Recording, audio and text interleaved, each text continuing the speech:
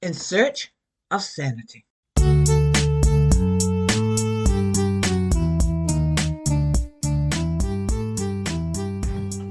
Hello, thanks for once again allowing LilyBell to take you beneath the crust, where I talk about what you're afraid to think about. I'm so glad you're back. Grateful rising. The DNA never lies.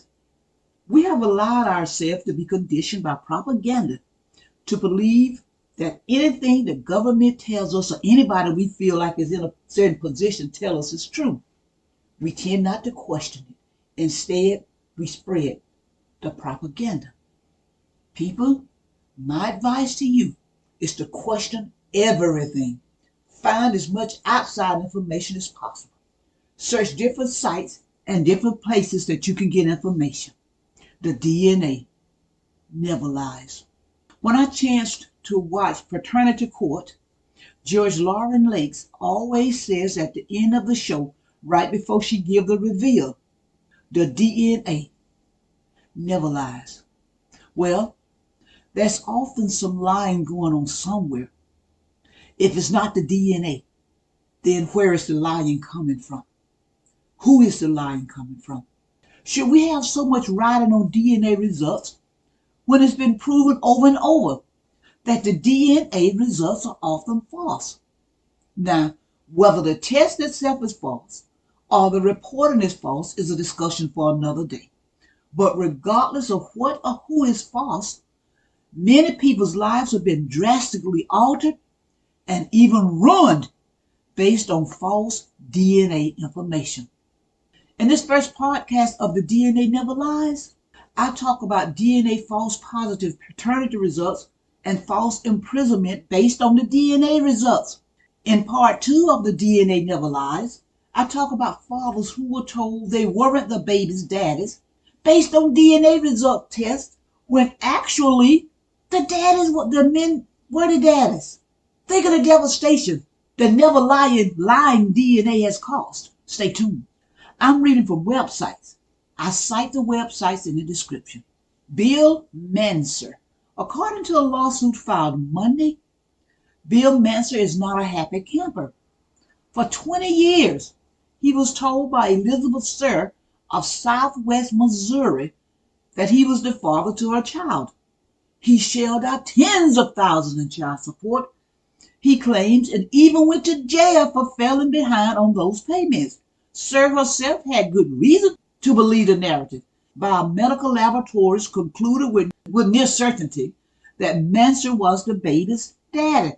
The test concluded that there was a 99.6% probability that Manser had fathered the boy. Sir and Manser believed Roche Biomedical Laboratories' DNA results. Because after all, the DNA never lies. But did you hear what I said? Now, this is not the website. This is LilyBell. Did you hear what I said? 99.6%. I mean, little to no room for doubt. 99.6, people. Nanaka Nuwafa. A Baltimore man is suing over a take-home pregnancy test he says incorrectly indicated he was the father of a 1-year-old girl. I mean, no disrespect if I mispronounce the name. Nanaka Nuwafa wants the Ohio company that conducted the DNA test to pay $75,000 for the cost of supporting the child and her mother and the pain of learning he wasn't the father, the Daily Record reports. He's filled with some sorrow about it, and it took a long time to tell his family that he wasn't the father because his family bonded with the child too. Waffle's attorney, Charles Edwards, said, when a family goes all in and bonded to the child like he did and find this out, it's devastating. The Fairfield-based DNA Diagnostic Center, Inc. claims its paternity tests are 100% accurate, according to the lawsuit, which says Nwafo's take-home pregnancy test indicated he was 99.9999, going with the nines, likely to be the girl's biological father. You see that? It's LilyBell again. You see that? The other one was 99.6. This one is 99.99999. likely to be the biological girl, the father of the girl. Months after that May test, Nuwafa took another DNA diagnostic center test. The test found out he was not the biological father, according to the lawsuit. So the second test prompted Nuwafa and the child to be tested at a local healthcare facility, which found Nuwafa wasn't the girl's biological father, the lawsuit said.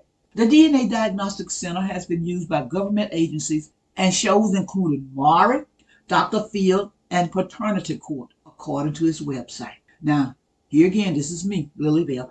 Notice now, Maury, Dr. Phil, and Paternity Court. Now, Paternity Court is where I got the phrase, the DNA never lies. Think about that. Maury, Dr. Phil, and Paternity Court. And I'm sure other places use them too. On Maury and Paternity Court, some of those women were adamant about them not being with any other man. But then the men didn't believe them. And the host called the women liars. The men and Nuwafa believed DNA Diagnostic Center DNA results because, after all, the DNA never lies. David Butler, DNA test jailed innocent man for murder.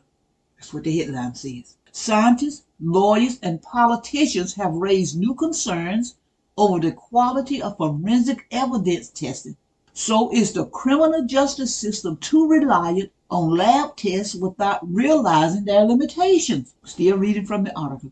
There was a knock at the door in the early hours of the morning saying I was being arrested for murder. I asked, what evidence have you got? And they said they thought it was my DNA. I thought, I'll just prove I'm not the suspect, but it didn't pan out that way. DNA has become the magic bullet for the police. They thought it was my DNA, ergo, it must be me. David Butler has every right to be cynical about the use of DNA evidence by the police. He spent 8 months in prison on remand, facing murder charges after his DNA was allegedly found on the victim. After 8 months, he was released from jail. Now, he was initially put in jail because, after all, the DNA never lies. Annie Ducombe.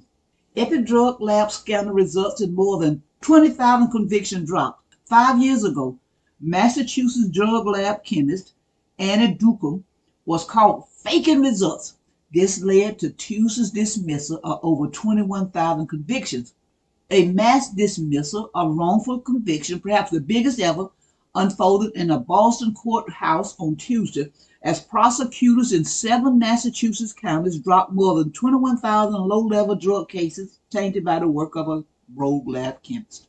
The number of corrupt convictions was so unwieldy that the district attorney used compact discs to deliver a list of cases they were dropping and those they believed they could successfully re-prosecute. By the end of the day, just a few hundred cases involving the disgraced chemist Anna Ducombe remain.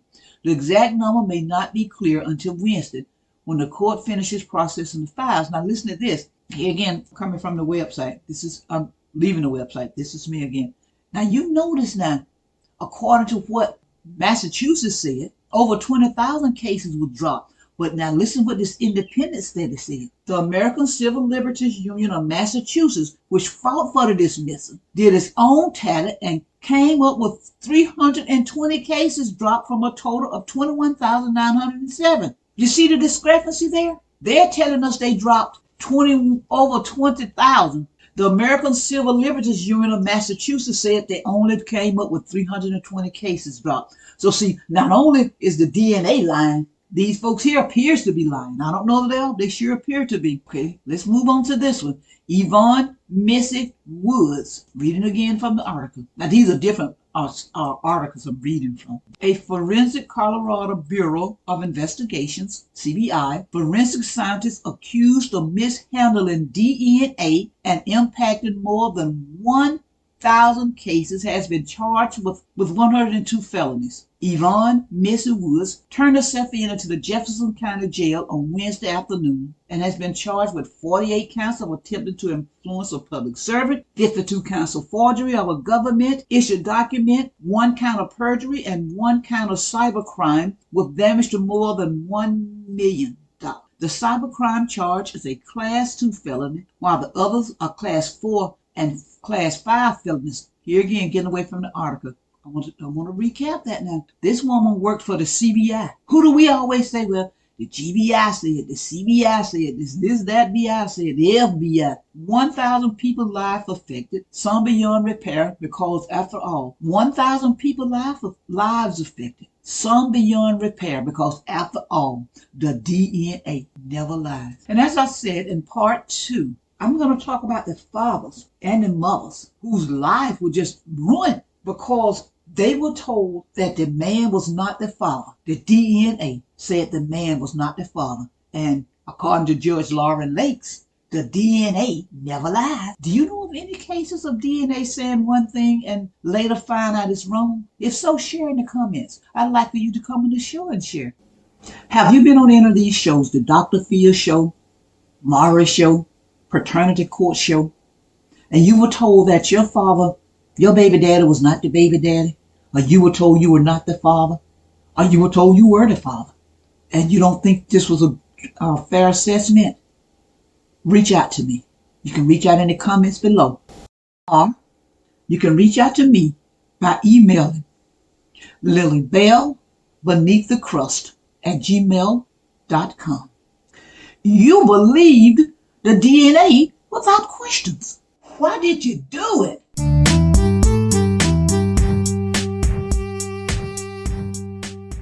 A Nat Turner Runner production. Lock and load. LilyBell. Be encouraged.